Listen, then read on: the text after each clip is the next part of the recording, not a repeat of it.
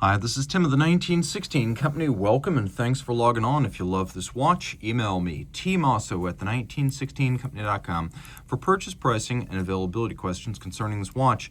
And this watch is a Rolex Oyster Perpetual GMT-Master 2. This is a Rolex Certified Pre-Owned timepiece, reference 126715CHNR. This was a model that debuted in 2018 with the arrival of the first full rose gold GMT-Master 2, or GMT-Master, in their history dating back to 1954. It's a substantial watch in ways that the pictures don't convey. You can see the size, you can't see the mass, which I have measured at 216.79 grams, so very heavy, almost half a pound of watch. 40 millimeters in diameter, 12 millimeters thick from lug tip to lug tip, 48 millimeters if you add the end links of the Oyster style bracelet. It is 51.1 millimeters across the wrist with a 20 millimeter spacing between the lugs. We'll throw this watch on my wrist, which is 16 centimeters in circumference, so you can get a sense of how it fits. It's heavy, but it's not big. I would say that the impression is aesthetically of a watch that's about 41, maybe 42 millimeters, so it does look a little bit bigger than its measured size, and that's sort of down to the Oyster case in these applications, the super case versions with the big squared off lugs. They look more like tonneaus than round cases, so they project a bit bigger than their measurements. It is, however, a very thin watch. For a committed sports piece with a complication, automatic winding, and a lot of water resistance, 12 millimeters is quite good, and it will fit underneath the dress cuff. Here's your down the barrel shot, so you can see where the lugs are relative to the edge of my wrist. I could actually recommend this for a wrist as small as 15 centimeters circumference. The bracelet is an Oyster, Rolex's 3-link sports design, polished centers, satin flanks, conforming end link to mate it to the case, tapering down towards the clasp, polished outer faces. You can see we've got a folding clasp here. There's a lift lock system with a beak and a hook that's spring loaded and will actually secure the clasp closed. The secondary lock is to make it shore tight. That's the clamshell. There's a kerf under the crown, so you could dig your fingernail in and open that up.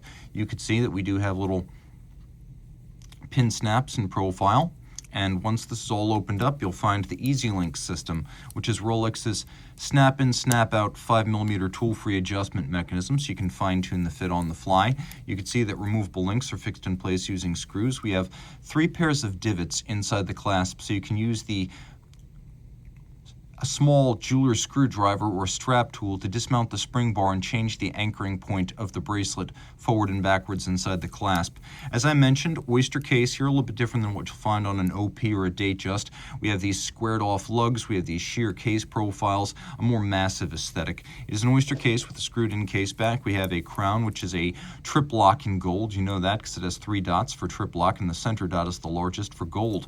100-meter water resistance, bidirectional rotating, cerachrom ceramic capped root beer style bezel, if you want to use the prolifically disseminated nickname for this aesthetic.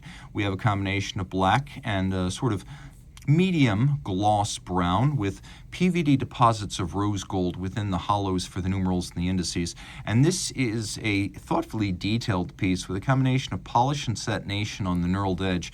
Because this is a GMT-Master 2, it is a true dual-time watch. The original GMT-Master had 2 mechanically linked hands, one for 12, one for 24 hours. Then you had to use the bezel to calculate the second time zone. Now, you can see I have stop seconds. I have the ability to move the local hour independently, and it drives the date forward or backwards as I cross the international date line. And the important thing to remember here is that if you do set that 24-hour hand to Greenwich Mean Time, you can use the bezel and the known GMT offset of your destination or of any location to find the time there. So let's say I'm going to try to find, I've set my local hour to wherever I am. I've set my 24-hour hand to Greenwich Mean Time, and now I'm going to go to a place that is GMT plus 4, and I want to know what time it'll be there.